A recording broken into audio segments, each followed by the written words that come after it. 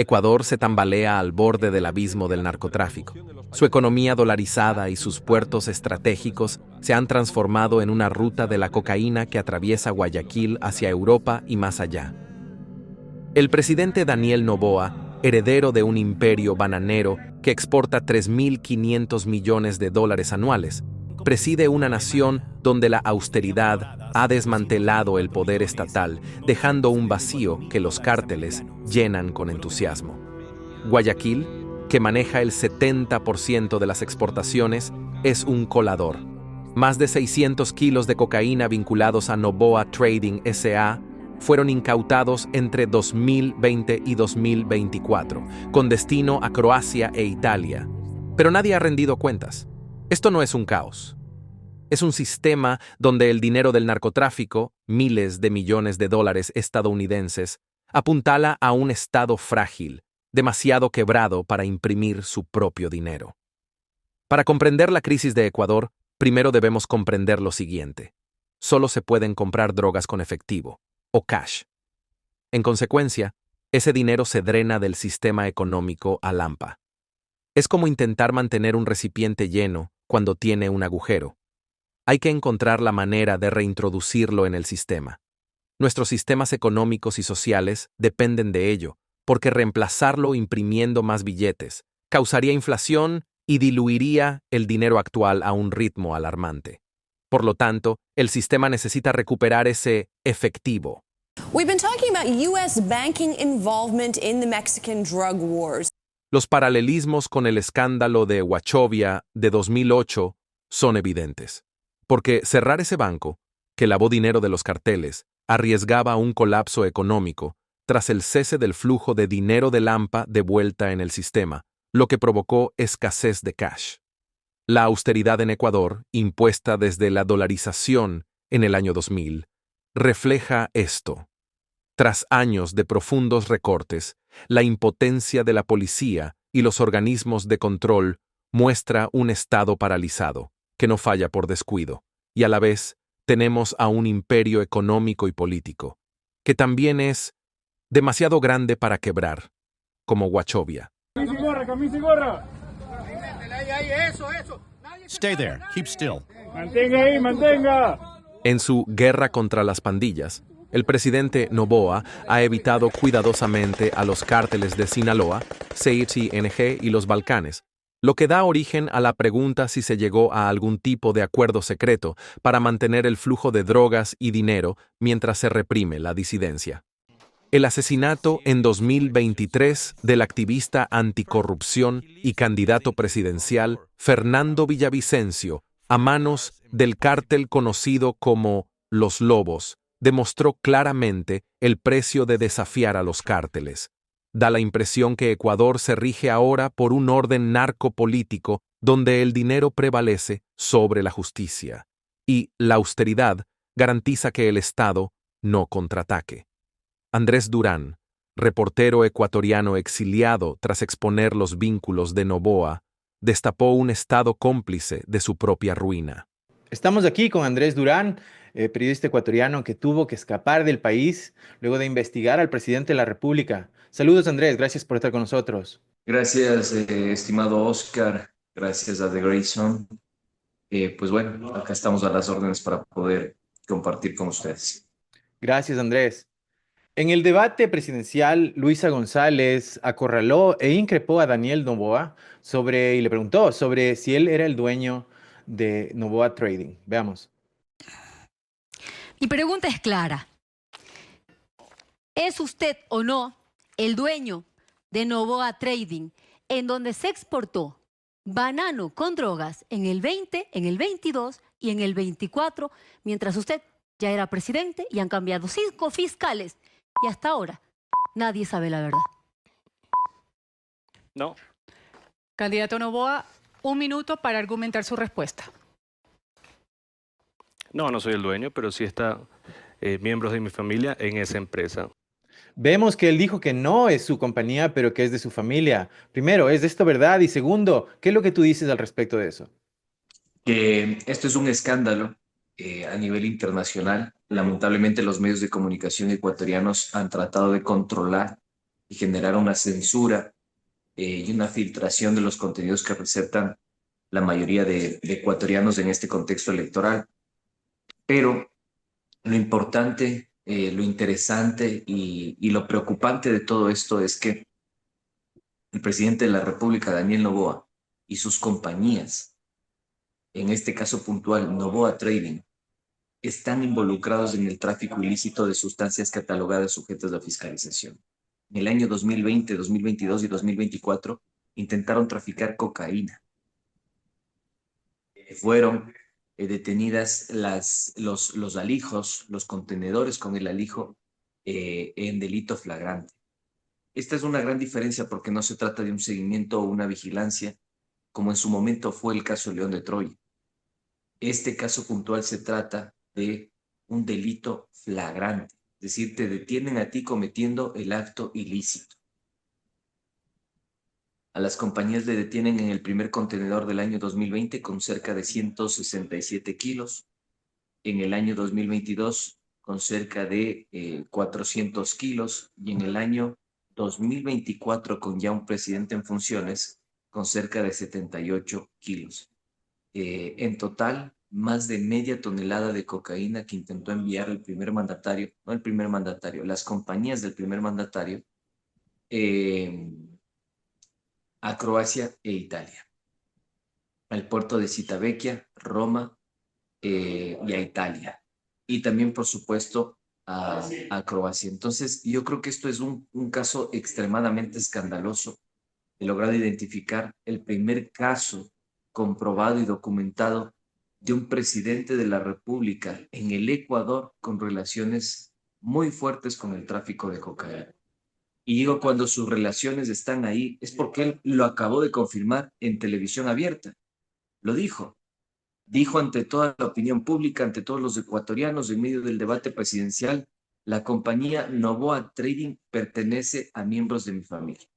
Antes del desliz del presidente durante el debate, solo se sabía que estas eran empresas fantasma. La empresa controla fincas, camiones y accesos portuarios. El 29 de marzo, la revista Raya confirmó los hallazgos de Durán. Varios documentos policiales implican directamente a Noboa Trading, lo que lo convirtió en el primer caso que vincula directamente a un presidente ecuatoriano con el narcotráfico. Esto que avivó las sospechas de una alianza entre un cártel y el Estado. Agencia Pública de Brasil informó el 3 de abril que Noboa y su hermano poseen el 51% de Lanfranco Holdings, en Panamá, que a su vez posee Noboa Trading, junto con cientos de otras empresas, en un intento por ocultar la influencia del presidente, sus áreas de negocio y negar el pago de impuestos al Estado ecuatoriano que él mismo dirige, y al que, como es bien sabido, debe 89 millones de dólares en impuestos y tasas. Esto confirmó los informes de Durán sobre el tema. A esto sumemos de otros datos perturbadores, y acá ya hablamos de las relaciones. Primer dato perturbador. Con el presidente en funciones se destinó un presupuesto de 5.677 dólares. 5.767 dólares de presupuesto a la Unidad de Inteligencia de Puertos y Aeropuertos de la Policía Nacional. 5.000. Con eso, una de las unidades especializadas más importantes de la Policía Nacional combate al crimen organizado en los puertos del país. Primer dato perturbador. En cuanto al caso del año 2022, el presidente de la República, que en ese entonces era asambleísta por la provincia de Santa Elena, terminó solicitando a su asesor 1 que sea el representante legal, ¿sí? El abogado del único procesado en los 3 casos, del señor José Luis R. Es decir, que el ministro de Salud, el actual ministro de Salud, el señor Edgar José Lama Bonbufa, se convirtió en el abogado del único procesado, cuando Noboa era asambleísta. Durán señala que tan solo un mes después del arresto, el caso se cerró cuando el fiscal Julio Sánchez, vinculado en el pasado a la banda de los choneros, se negó a presentar cargos contra José Luis R., quién es el representante legal de la empresa durante las inspecciones de contenedores. En consecuencia, José Luis R. fue declarado legalmente no responsable de la contaminación con drogas. A pesar de esto, el caso se cerró y no se inició ninguna investigación para identificar a los verdaderos responsables. Él dice, no es mi compañía, yo no tengo nada que ver, pero sí están metidos mis familiares. Entonces, si no es su compañía, ¿por qué solicitó que su asesor número 1, porque en ese tiempo era su asesor número 1, sea representante legal del único procesado en el caso de tráfico de cocaína de Noboa Trading? Y adicionalmente a eso, no podía ser abogado porque era funcionario público. Entonces, hay una serie de irregularidades y eso sumemos de otros datos. La señora María Beatriz Moreno Heredia, ¿cuál era el rol de esta señora? Acusada por tráfico de cocaína, por tráfico ilícito de sustancias catalogadas sujetas a fiscalización. María Beatriz Moreno, presidenta nacional de ADN, ha sido imputada, junto con otras 4 personas, por el presunto delito de tráfico ilícito de sustancias controladas, desde agosto de 2024, cuando fue detenida en conexión con la captura de 1,3 toneladas de cocaína. Moreno, quien fue liberada la misma noche, también sirve como gerente de otras empresas del grupo Noboa, como Novexport S.A. e incluso Vinacin S.A. y Agroindustrias San Esteban C.A., que estuvieron involucradas en escándalos de corrupción recientemente. Todas estas evidencias e indicios son de la mayor seriedad. En sí, son materiales explosivos para un artículo de prensa. Pero escuchar a una candidata presidencial decir esto en un debate va más allá de las fronteras de un país. Queridos ecuatorianos, miren ustedes las redes sociales ahora mismo e investiguen lo que es Noboa Trading, donde exportan en cajas de banano de la empresa Noboa, del señor Daniel Noboa, hacia Croacia e Italia, droga.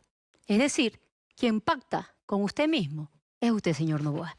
Lo siguiente, si mal no entiendo, ese chat se refiere a que hoy lavan en los bancos dinero del narcotráfico que yo voy a combatir.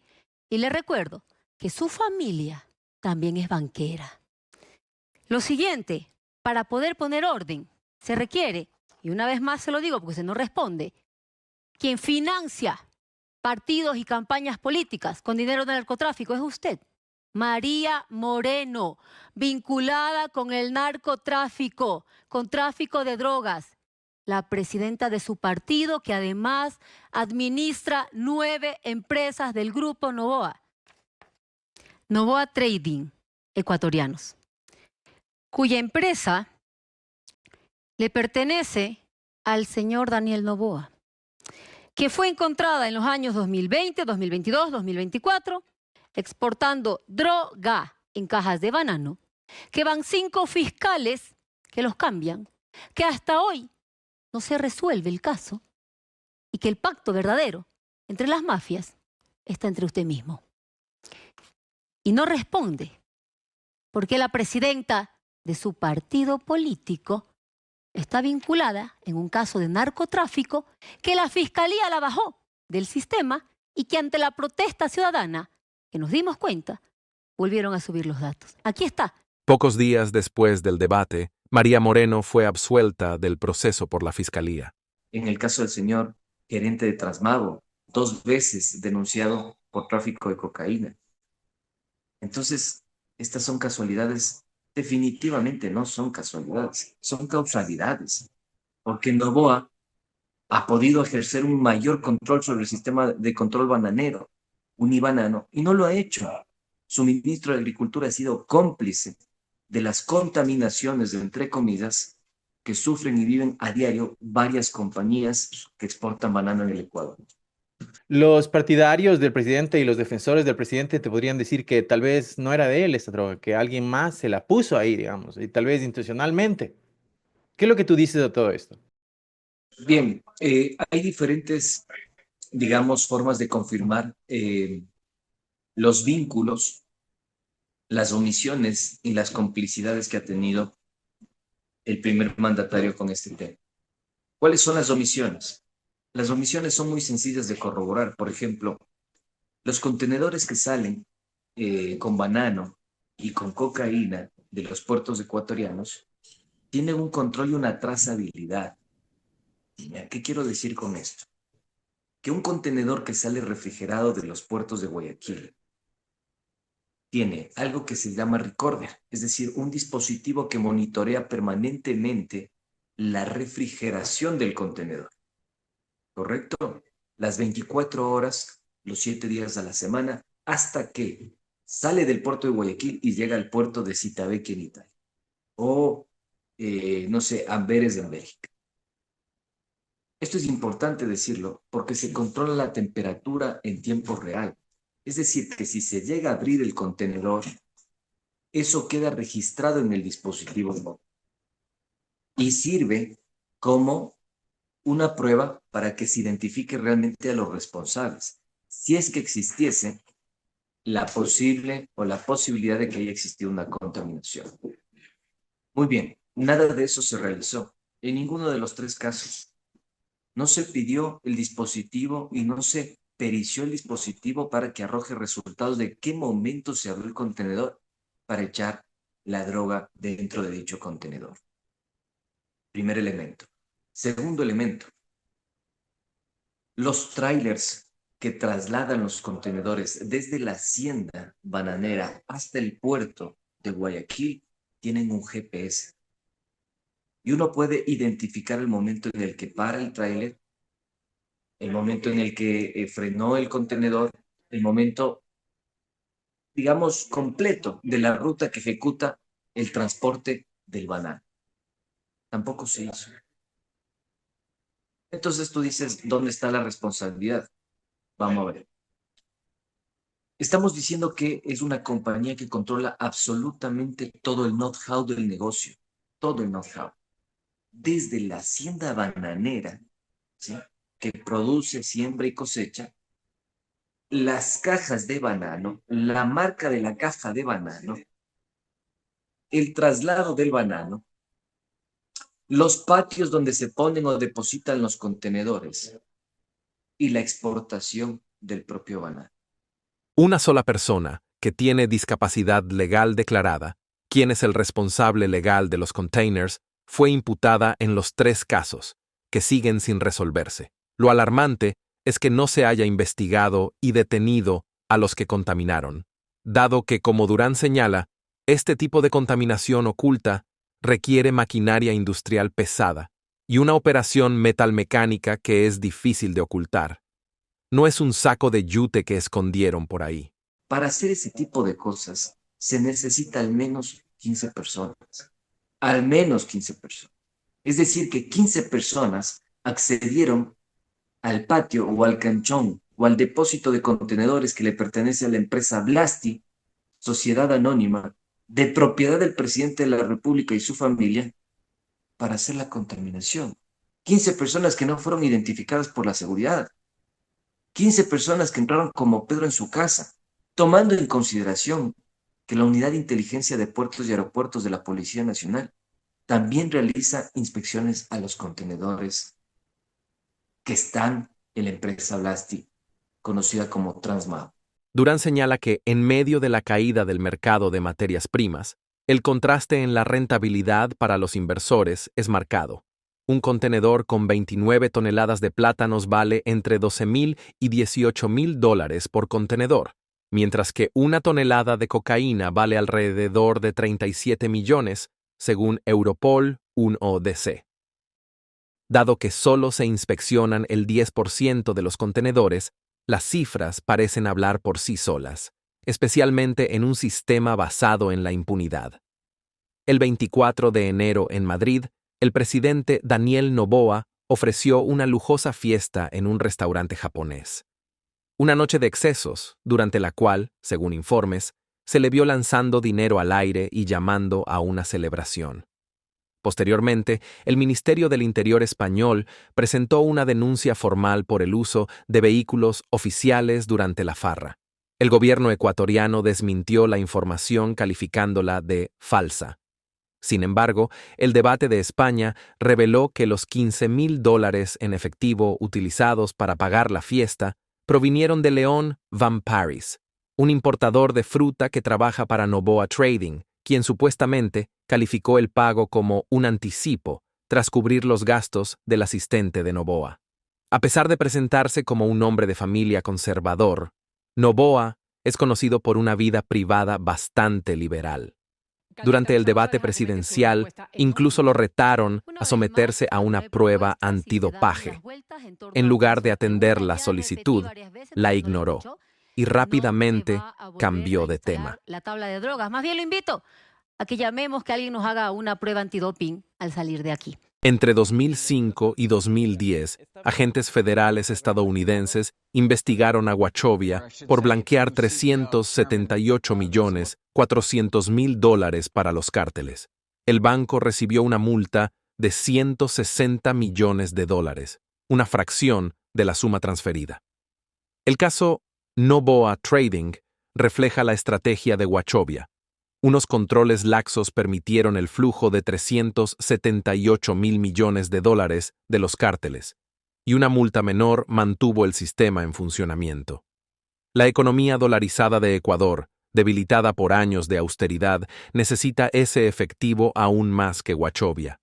Estimaciones gubernamentales sitúan el flujo de dinero de los cárteles entre 3.000 y 5.000 millones de dólares anuales, aunque las cifras reales no son verificables. El presupuesto de $5.677 de Noboa para la Policía de Inteligencia Portuaria es irrisorio comparado con los miles de millones de dólares en ganancias del narcotráfico, y por lo tanto, de alguna manera, el flujo de dinero permanece abierto, al igual que la multa a Wachovia preservó la liquidez. Ecuador se asemeja a un banco demasiado grande geopolíticamente para quebrar, posiblemente reciclando los dólares del narcotráfico en un estado que no puede imprimir su propia moneda, y, a su vez, alimentando el sistema económico global. Bajo Guillermo Lasso vimos evidencia de un posible trato entre el Estado ecuatoriano y varios carteles de los Balcanes y mexicanos, ciertamente. Y ¿tú crees que es esto algo que continúa bajo Daniel Noboa? Lo que está sucediendo en el Ecuador es una transferencia de poder de la mafia financiera a la mafia exportadora.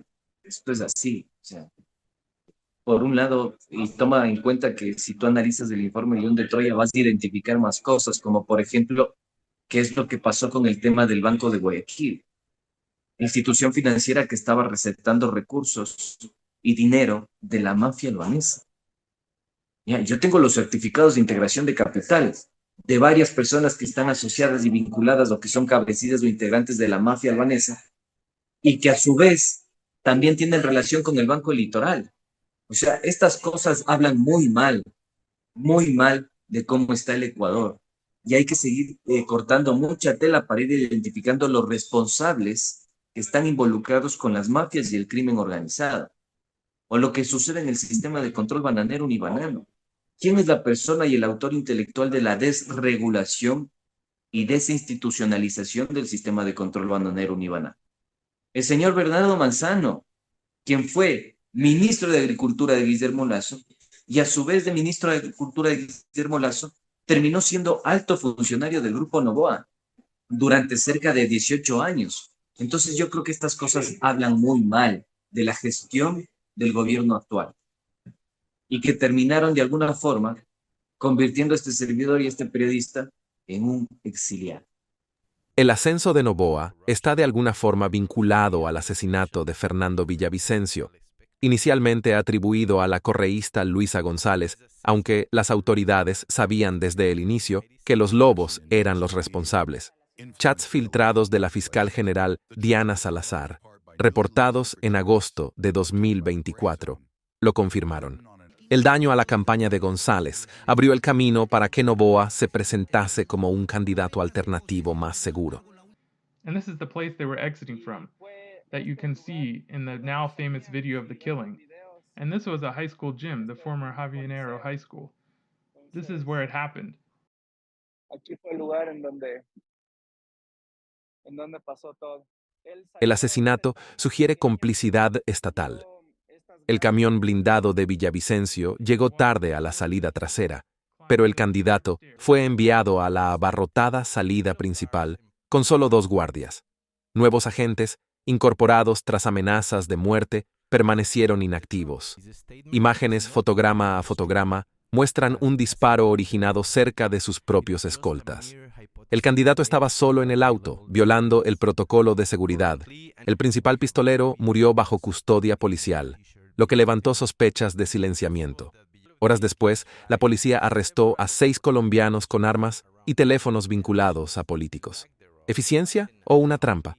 Los Lobos, afiliados a los cárteles mexicanos del CJNG y de los Balcanes, se atribuyeron la responsabilidad del asesinato. Para octubre de 2023, el resto de los sicarios habían sido silenciados en prisión.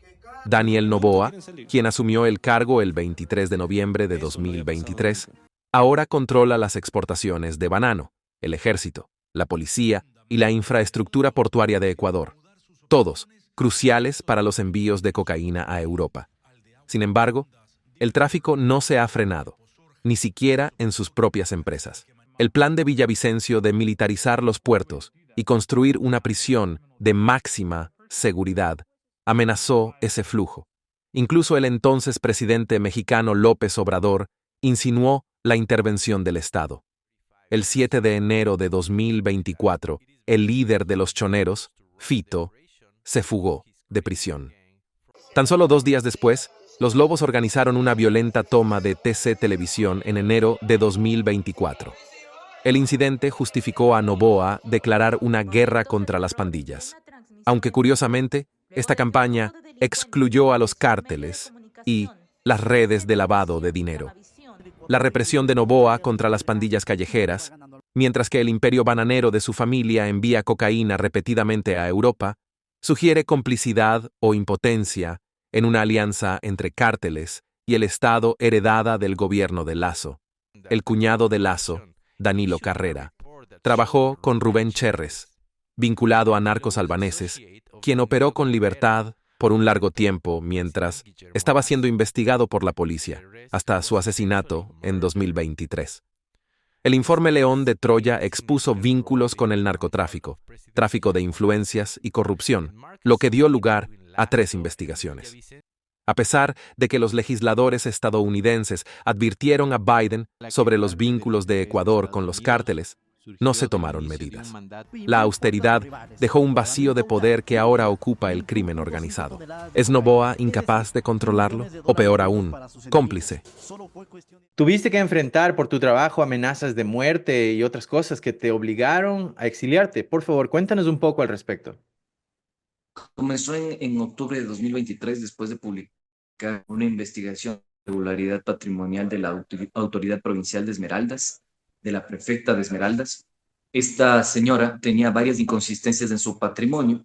Después de hacer al menos unas 3 publicaciones relacionadas con el patrimonio de esta prefecta de Esmeraldas, pues terminan amenazándome y me terminan ingresando algo que se conoce como el Sistema de Protección de Víctimas y Testigos. Yo formé parte del sistema hasta hace 4 días antes de la primera vuelta electoral.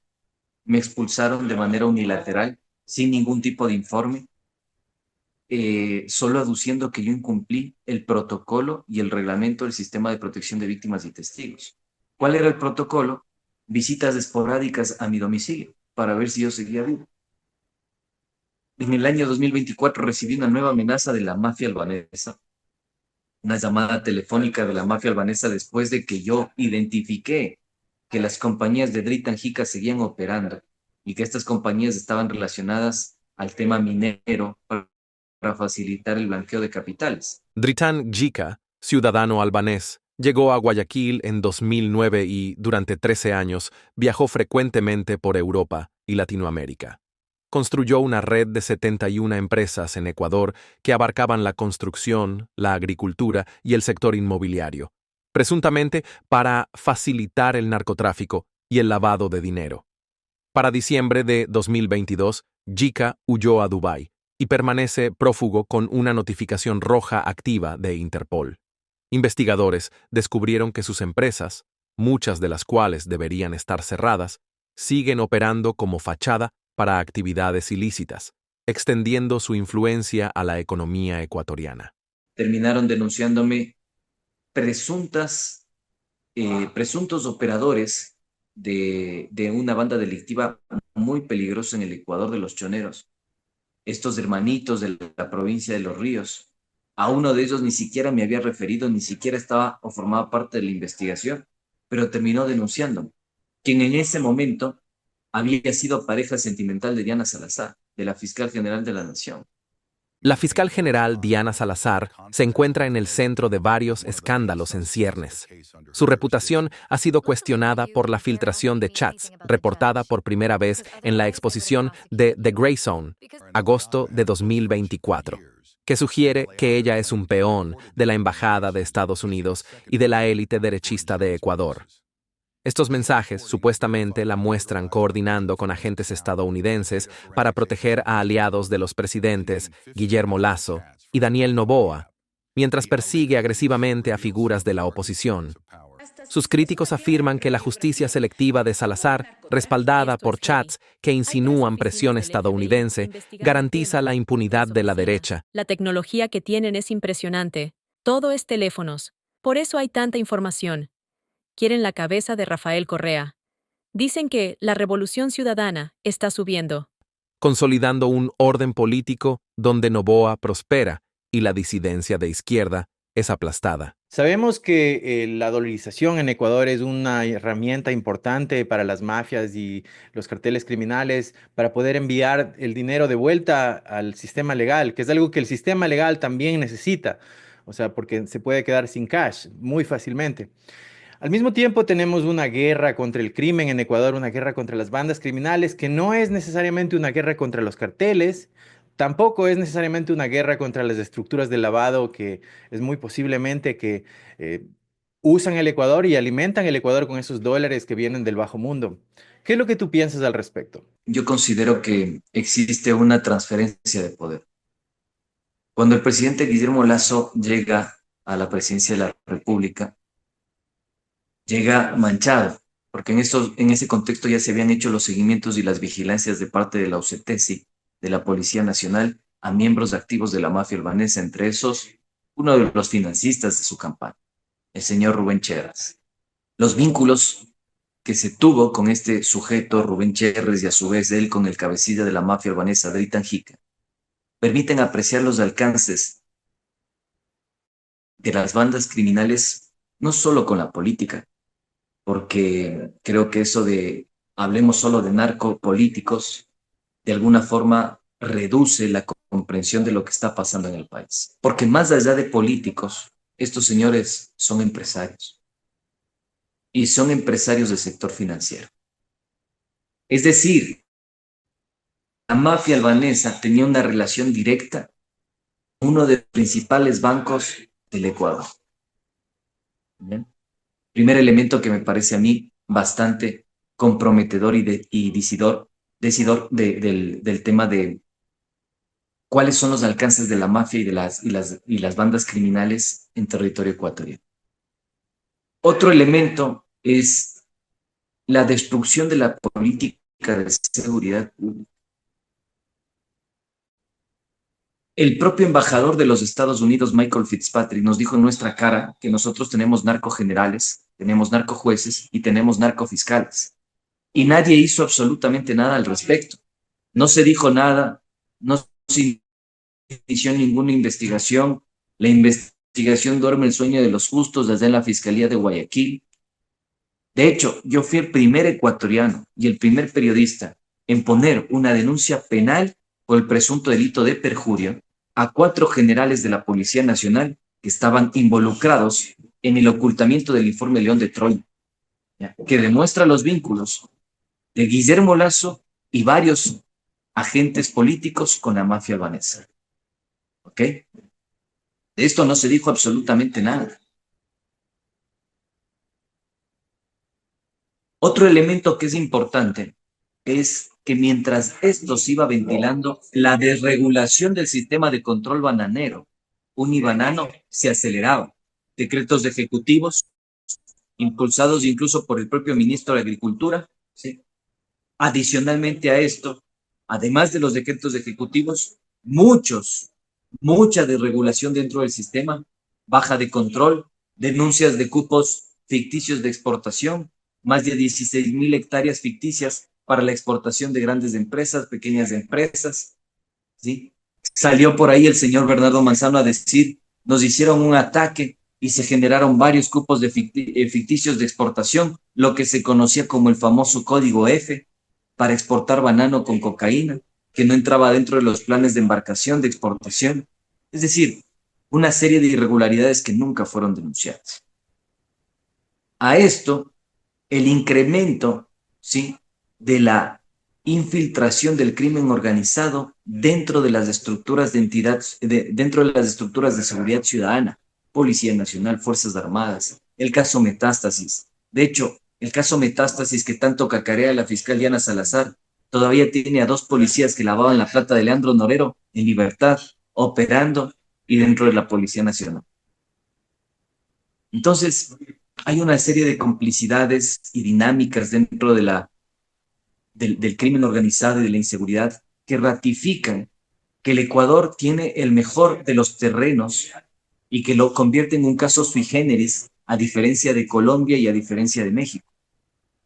Nosotros tenemos una moneda que facilita el lavado de activos y que además de eso tenemos una desregulación del sistema de seguridad que facilita la violencia y las operaciones delictivas. Con esto, por favor, no me malinterpreten, no quiero decir que tenemos que salir de la dolarización, por si acaso. Lo que quiero decir es que no hay controles de esta moneda para facilitar la regulación del lavado de activos en el Ecuador.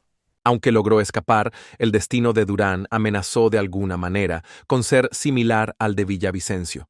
Si pones en peligro el cajero automático, estás perdido. El cajero nunca se detiene. Desde 2018, Ecuador se ha convertido en un nodo clave en el tráfico mundial de cocaína. Se han reportado al menos 17 incautaciones de contenedores de fruta contaminados con droga, principalmente plátanos, en destinos como Rusia, España, Italia, Alemania, Turquía y Estados Unidos, con un total de más de 38 toneladas, cuyas cantidades se divulgan Reuters, BBC, Nexta TV, El País English, Revista Raya. Estas incautaciones revelan cómo las exportaciones de plátano de Ecuador se han utilizado sistemáticamente para el contrabando de cocaína. Entre los datos más destacados se incluyen 257 kilos incautados en Rusia en 2018, 3 toneladas en Ecuador con destino a Rusia en 2023, 6,2 toneladas en Pozorja en 2018, 2024 y un récord de 13 toneladas interceptadas en España ese mismo año. Lo más probable es que estos informes solo rasguen la superficie. Las incautaciones e interceptaciones nacionales menores en centros de tránsito como Panamá a menudo no se reportan. Y aunque Luisa González mencionó solo 3 casos, de los 17 casos documentados, al menos 5 están directamente vinculados al Grupo Noboa, a través de Noboa Trading S.A., o filiales como Bonita Banana. Estos casos representan 1.751 kilos de cocaína incautados entre 2020 y 2025. Las 12 incautaciones restantes involucran a otros exportadores o empresas no identificadas. Los datos sugieren que ya sea por acción o omisión, Noboa está profundamente involucrado, pero no está solo, en la red de narcotráfico de Ecuador. Para comprender la magnitud, considere lo siguiente. Guayaquil, que maneja el 70% de las exportaciones de Ecuador, movió alrededor de 325.000 contenedores de banano, TEU, tan solo en 2023. AP News, 3 de septiembre de 2023.